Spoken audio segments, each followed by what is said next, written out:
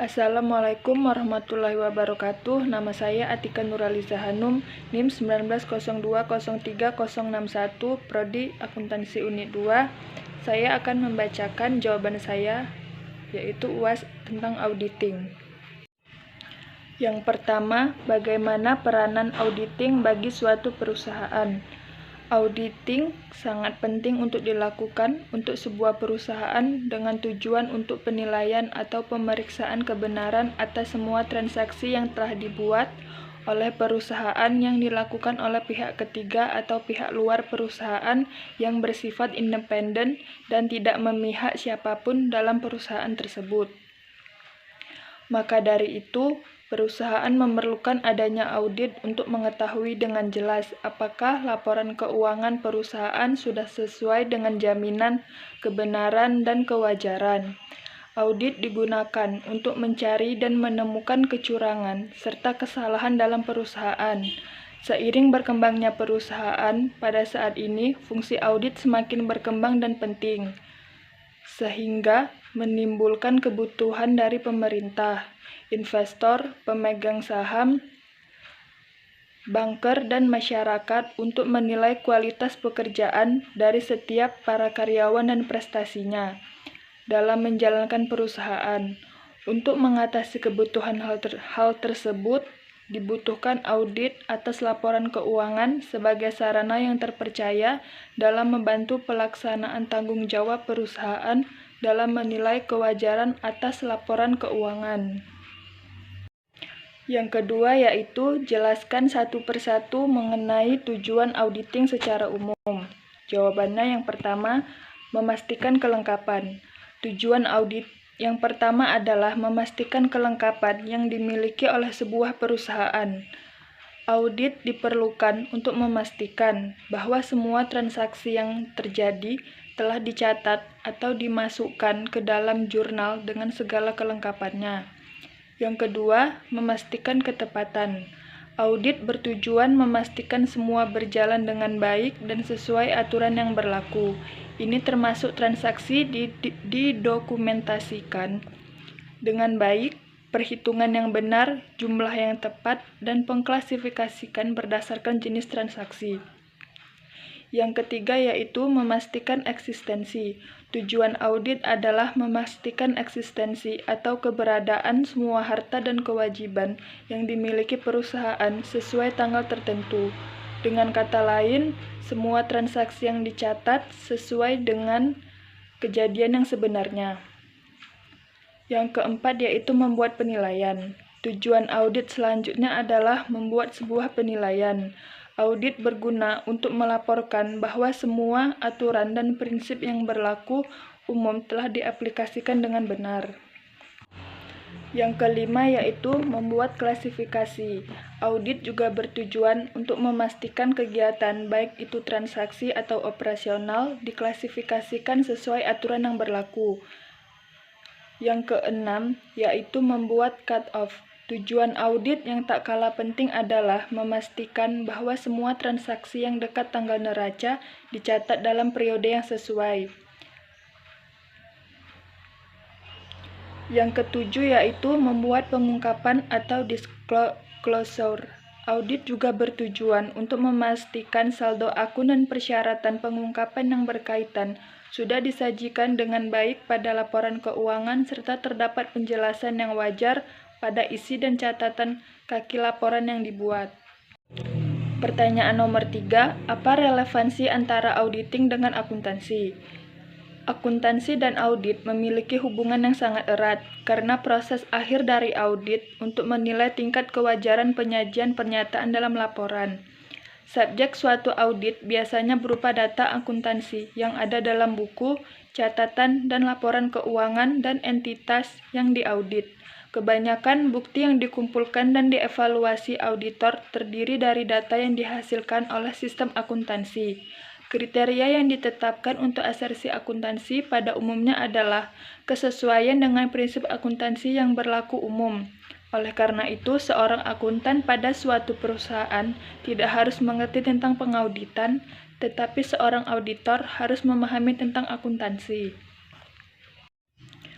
Akuntansi menghasilkan laporan keuangan dan informasi penting lainnya, sedangkan pengauditan biasanya tidak menghasilkan data akuntansi, melainkan meningkatkan nilai informasi yang dihasilkan proses akuntansi dengan cara melakukan penilaian secara kritis atas informasi tersebut, dan selanjutnya mengkomunikasikan hasil penilaian kritis tersebut kepada pihak-pihak yang berkepentingan. Akuntansi dan auditing memiliki hubungan yang sangat erat, karena proses akhir dari auditing bertujuan untuk menilai tingkat kewajaran penyajian pernyataan manajemen di dalam laporan keuangan. Pertanyaan nomor 4 yaitu, jelaskan perbedaan antara audit laporan keuangan, audit operasional, dan audit kepatuhan. Audit kepatuhan standar yang digunakan adalah tergantung perusahaan menetapkan peraturan, kebijakan, atau berdasarkan undang-undang. Audit operasional standar yang digunakan adalah tergantung perusahaan menetapkan manajemen atau tujuan organisasi yang telah ditetapkan perusahaan. Sedangkan audit laporan keuangan standar yang digunakan adalah standar akuntansi keuangan. Audit operasional adalah mengevaluasi objektif apakah efisiensi dan efektivitas operasi sudah memenuhi kriteria yang ditetapkan. Audit kepatuhan adalah audit yang bertujuan untuk memutuskan apakah entitas yang akan diaudit sudah sesuai atau tidak dengan peraturan yang sudah ditetapkan perusahaan atau berdasarkan undang-undang. Audit laporan keuangan adalah audit yang bertujuan untuk menilai laporan keuangan sudah sesuai standar akuntansi atau tidak dan menentukan apakah laporan keuangan telah dinyatakan secara wajar sesuai standar akuntansi. Pertanyaan nomor 5 yaitu, berikan contoh untuk masing-masing auditor berikut. Yang pertama, auditor internal. Auditor internal, audit laporan keuangan mencakup perolehan dan mengevaluasikan bukti-bukti atas laporan keuangan entitas yang menjadi dasar untuk menyatakan pendapat mengenai apakah laporan keuangan telah disajikan secara wajar sesuai dengan prinsip akuntansi yang berlaku umum. Laporan keuangan umumnya mencakup neraca, laba rugi, arus kas, dan catatan atas laporan keuangan. Yang kedua, audit eksternal atau independen. Auditor eksternal atau auditor independen yaitu orang yang memiliki tanggung utama untuk kinerja fungsi audit pada laporan keuangan yang dipublikasikan oleh perusahaan publik dan perusahaan non-publik. Yang ketiga yaitu auditor pemerintah. Auditor pemerintah yaitu seorang profesional yang bekerja di instansi pemerintah yang tugas pokoknya melakukan audit atas pertanggungjawaban keuangan oleh unit-unit organisasi atau entitas pemerintahan atau pertanggungjawaban keuangan yang ditujukan kepada pemerintah. Pertanyaan nomor 6 yaitu, apakah yang dimaksud dengan asersi manajemen? Asersi adalah representasi oleh manajemen secara eksplisit atau dengan cara lain yang terkandung dalam laporan keuangan yang dipakai oleh auditor untuk mempertimbangkan berbagai jenis kesalah penyajian potensial yang mungkin terjadi. Asersi manajemen merupakan sebuah pernyataan informatif mengenai manajemen yang terletak pada laporan keuangan. Pernyataan ini adalah bentuk pertanggungjawaban seluruh pihak yang terlibat dengan manajemen yang bersangkutan. Penggunaan asersi sendiri sebenarnya ditujukan dari pihak pertama untuk digunakan oleh pihak eksternal. Pertanyaan nomor 7 yaitu, sebutkan 10 standar auditing yang harus diikuti oleh akuntan publik. Yang pertama, competence. Audit harus dilaksanakan oleh seseorang atau lebih yang memiliki keahlian dan pelatihan teknis cukup sebagai auditor. Yang kedua yaitu independence. Dalam semua hal yang berhubungan dengan penugasan, independensi dalam sikap mental harus dipertahankan oleh auditor. Yang ketiga yaitu due professional care. Dalam pelaksanaan audit dan penyusunan laporannya, auditor wajib menggunakan kemahiran profesionalisnya dalam cermat dan seksama. standar pekerjaan lapangan atau standards of field work. Yang keempat yaitu adequate planning and proper supervision. Pekerjaan harus direncanakan sebaik-baiknya dan jika digunakan, asisten harus disupervisi dengan semestinya. Yang kelima yaitu understanding the entity, environment, and internal control. Pemahaman yang memadai atas struktur pengendalian internal harus diperoleh untuk merencanakan audit dan menentukan sifat, saat, dan lingkup pengujian yang harus digunakan. Yang keenam yaitu sufficient competent audit evidence. Bukti audit kompeten yang cukup harus diperoleh melalui inspeksi, pengamatan, pengajuan pertanyaan, dan konfirmasi sebagai dasar yang memadai untuk menyalahkan pendapat atas laporan keuangan yang diaudit. Yang ketujuh yaitu financial statements present in accordance with GAAP.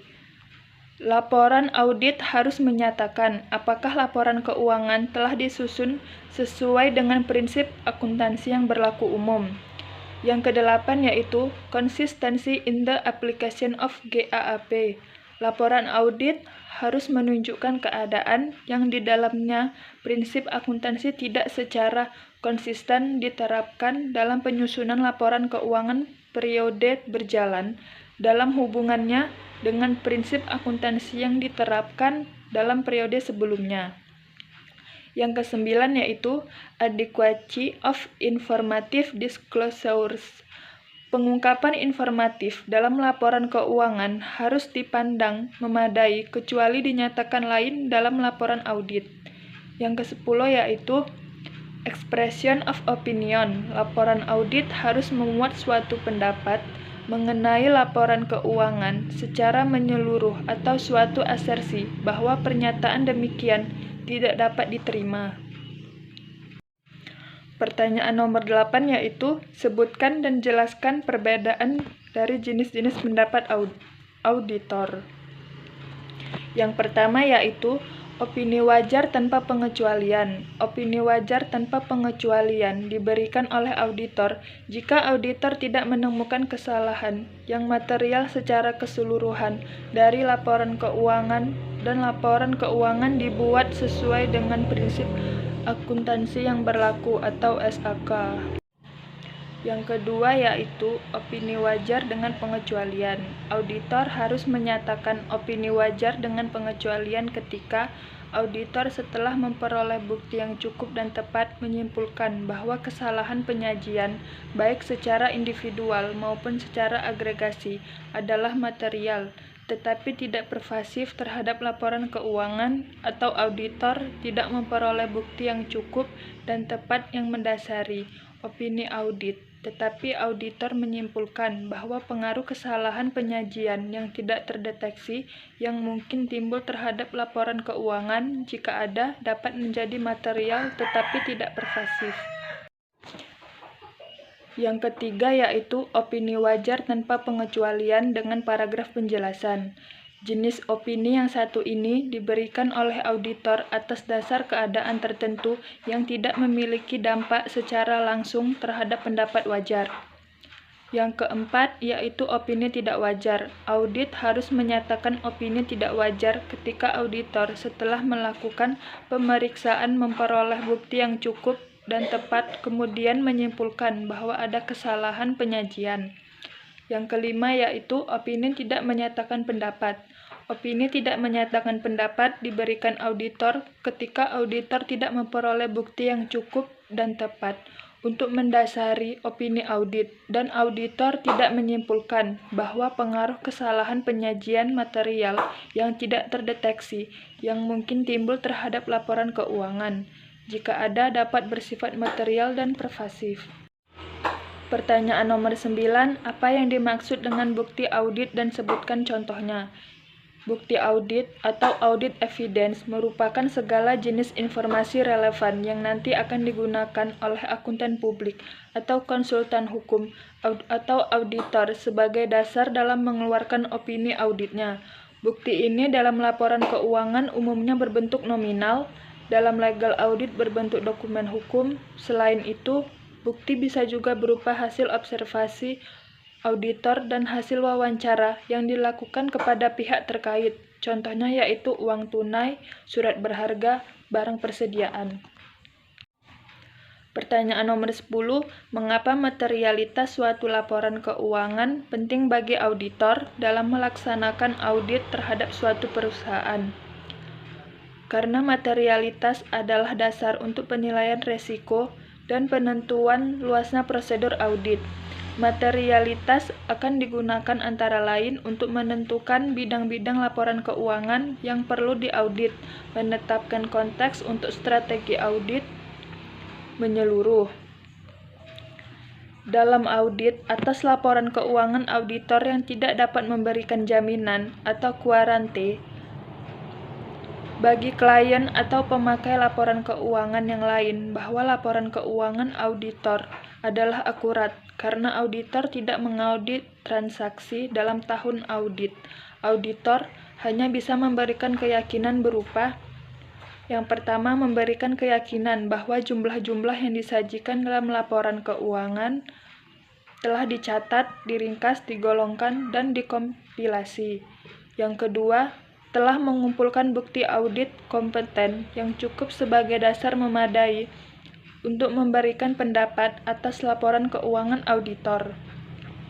Yang ketiga, dalam bentuk pendapat bahwa laporan sebagai keseluruhan telah disajikan secara wajar dan tidak dapat salah saji material karena kekeliruan dan ketidakberesan. Dan yang keempat yaitu untuk menyatakan keyakinan tersebut, auditor melandasi dengan konsep materialitas yang menunjukkan berapa besar salah saji yang dapat diterima oleh auditor agar pemakai laporan keuangan tidak terpengaruh oleh salah saji tersebut. Pertanyaan ke-11 yaitu, jika auditor menduduki jabatan tertentu dalam perusahaan klien, independensi auditor tersebut akan berkurang atau hilang. Setujukah Anda dengan pernyataan tersebut? Jelaskan jawaban Anda. Saya setuju. Jika auditor menduduki jabatan tertentu dalam perusahaan klien, maka independensi dari seorang auditor akan berkurang atau hilang, karena setiap perusahaan pasti memiliki kekurangannya masing-masing. Oleh karena itu, apabila seorang auditor merangkap pekerjaan di perusahaan klien dan sebagai auditor independen, auditor tersebut akan memiliki kemungkinan untuk menutup kekurangan perusahaan tersebut, sehingga independensi auditnya akan berkurang atau hilang.